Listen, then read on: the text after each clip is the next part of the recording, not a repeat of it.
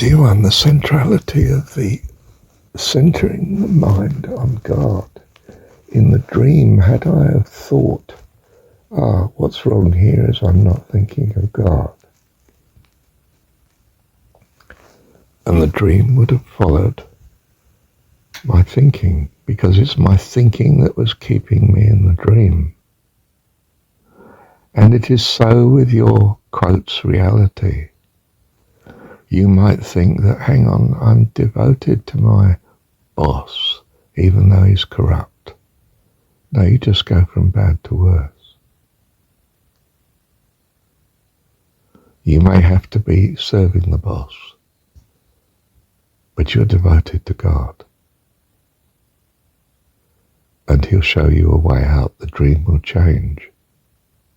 But whilst you're devoted to the boss,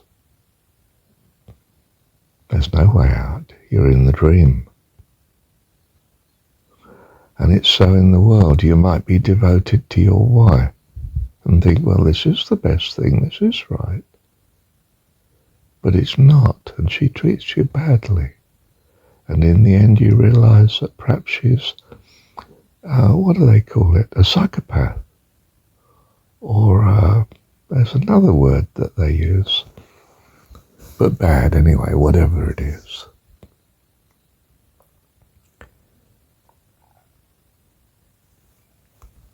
And the marriage comes to an end. I mean, you just have to escape, or as in my case, they still go. And you're left without a wife again, and you think, well, this is bizarre. What am I doing wrong, Lord? You're devoted to the wife, Marshall, instead of to me. Oh, I thought it was right. That's why you couldn't wake from the dream, and you had the consequences of it. Of what? Of being wrong, not mindful enough of me, not centering on me. Thou shalt love the Lord thy God with all thy heart, soul, mind, and strength. And if you don't keep this consciousness, then you struggle in a dream until you do. Everything goes wrong. But the dreams, typically, if you look at them, may be very problematic, but there's actually no pain in the dream. You know, even if you're in water, you find you can swim, or you can live underwater, or whatever it is. And perhaps you have dreams where that's not the case, and it's absolutely horrific. But you wake up because you scream out for a miraculous help. So it comes. You wake up. And so it is with what you call reality, the physical world. It's just thought, Marshall. Just thought. And when you take hold of the thoughts and say, Heavenly Dad, where are you? The thoughts are changing by this very awareness. And you wake up into everlasting life. Oh.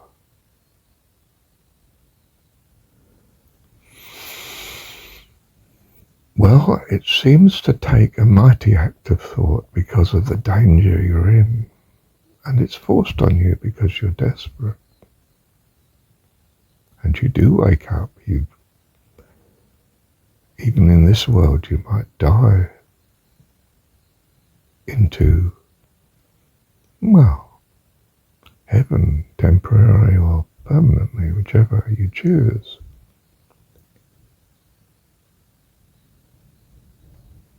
Oh, that's strange, Lord. I don't want to be critical, Father, but isn't there a better way? I mean, it's frightening whilst you still don't know.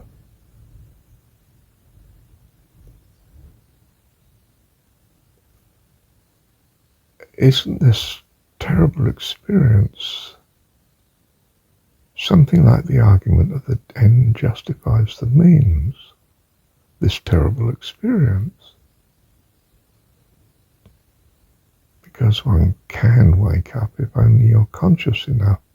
But in the situation you don't know that that's the answer.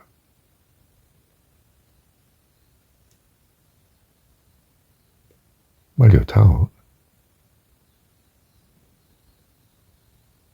Yes, but you might have good reason to think it's rubbish, Lord.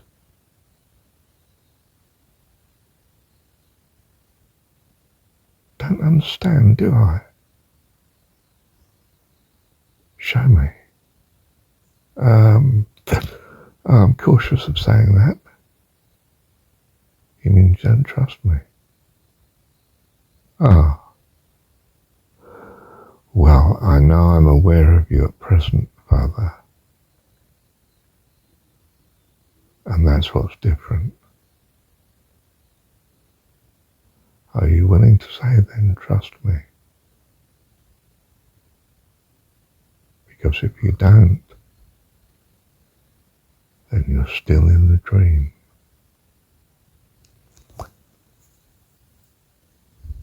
Yes, I see what you mean.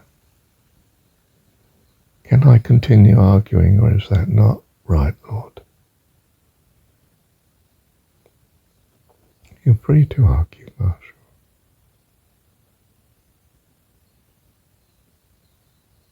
Do you want to? Do you need to?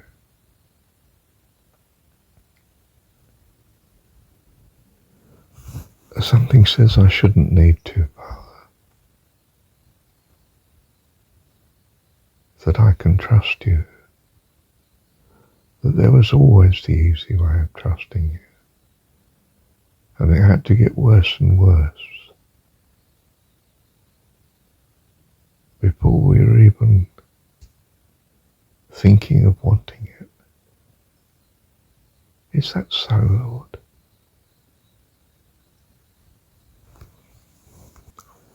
Marshall, there's something different about this dream or reality, whatever it is that you're in at the minute. And that something that's different is that you're thinking of me. You weren't in the dream, were you? No, Lord, and it was very difficult, wasn't it? Yes. But I brought dreams to an end, and you've had difficult dreams before. And, well, you were living with it, and you haven't had many difficult dreams lately, have you? No. Reality was a bit difficult. Yes, well, in reality, you knew about God. And you did have enough consciousness to come to God occasionally. But it didn't dawn on you that reality, as you saw it, was just another dream, did it? No. But now you know the way out, don't you? Yes. Look, I'm incredibly grateful that I know the way out, Lord. And I don't have to wait for desperation to trust you.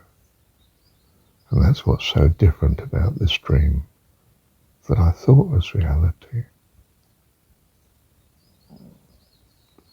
I can't reason my way out of it, I think, Lord. I think the only way out of it is trusting you. And if I trust you, I may well find that there's no difficulty here at all. One simply ascends because we trust in you. And that trust is the way to go. And that was certainly what you stressed in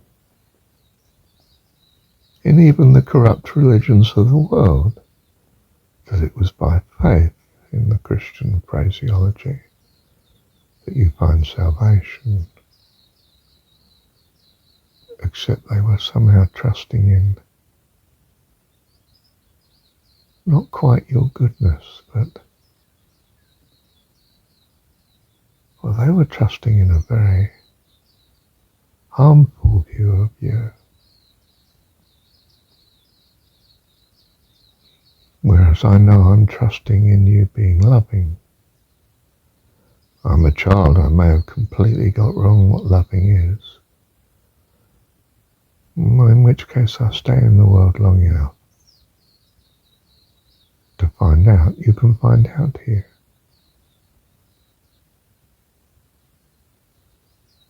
Right, Lord. And I have found out. I know I just want to love you. My soul longs for you. This is so different to the dream, where I'm just longing to avoid the difficulties that seem to get worse, or endless anyway.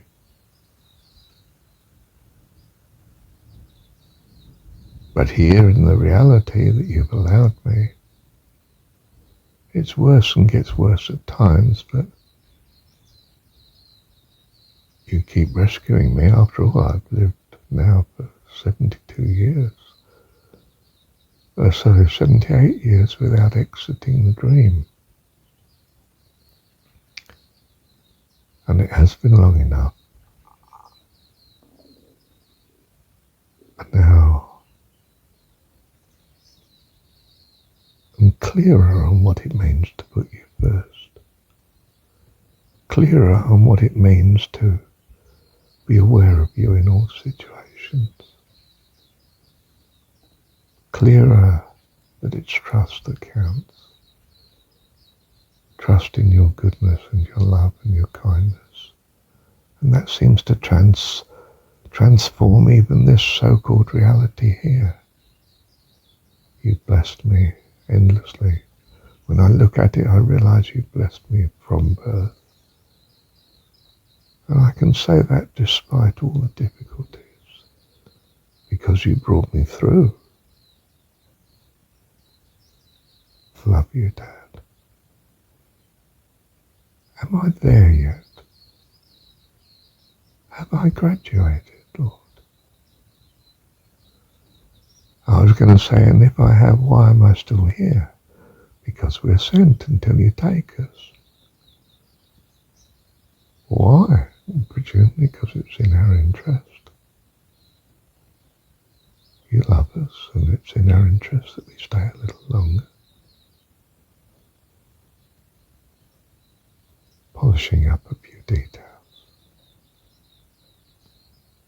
Love you, Heavenly Dad. Just love you.